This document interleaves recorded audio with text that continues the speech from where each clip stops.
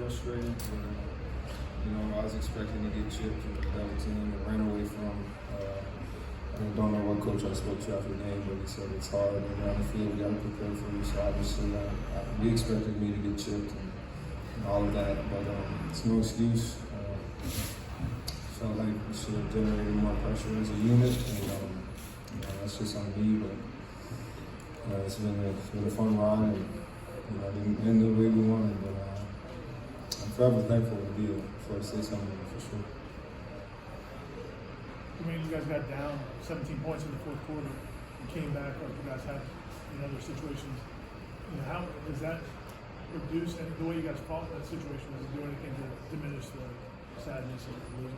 No, we try our best to keep the emotions out of situations like that. Control what you can control. You can't let the momentum, pass over from the offense to the defense, or vice versa. So, we knew when we were on the field, we're gonna have to make a stop and make things happen. So, we just kind of flushed what happened, and when our unit was called, we did our best. And I think that's what this team is built on, just doing our best. And so what now? If something happens, who cares? You got to go out there and do your best and execute. You know what I'm saying? You can't let emotions get in the way. We can deal with emotions after the game, not during. Coach Carlos spoke highly of your time here, and when the time impact you made, how do you want to be remembered for your time at Florida State? I'm a team first guy, not just my teammates, but the staff and the program as a whole. I truly tried to give it my all for the university and for the program, and that was the first thing on my mind.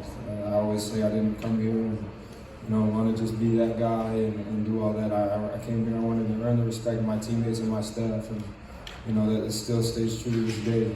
I never, I'm not one of those big-headed guys that let his ego get in the way.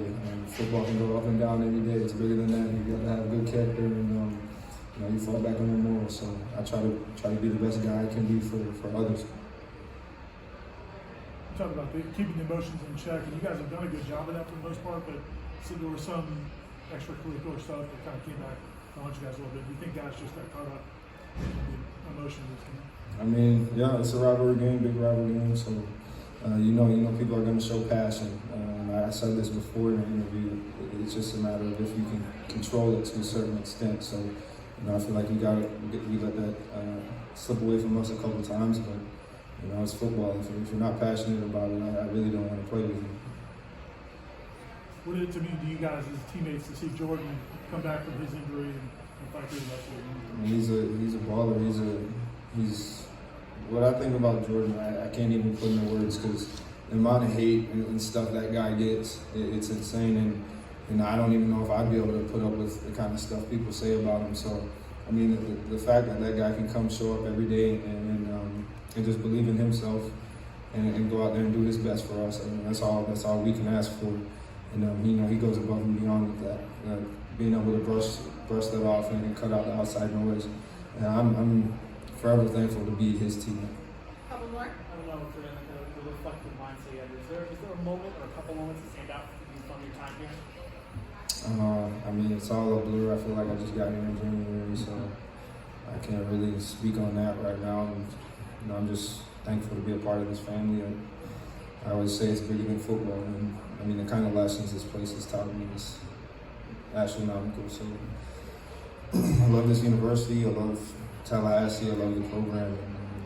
And I'll definitely be back. And it's some of the most fun I've ever had in my life playing for Florida State.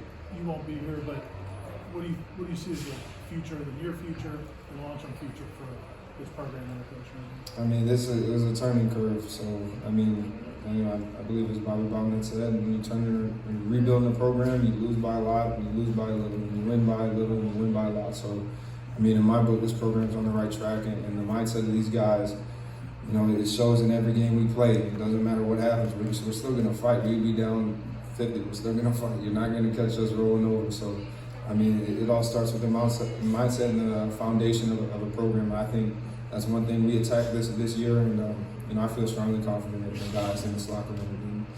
I don't think they're going to let anything slip. I think you're going to see this program get back to where it's supposed to be and continue to make progress for sure. Let's go one more. What do you think your success coming from the portal for 1 year at Florida State, do you think that makes Florida State more appealing to other players across the country? See what you and Kier and even what Jamie did? Yeah, I don't know if it's just Florida State, selectively, but I just think that it will show a lot of players, just believe in yourself. Always choose yourself. Don't let anybody try to put limitations on you or give you a ceiling. You choose your ceiling. So, the dreams are the most precious thing you got in life.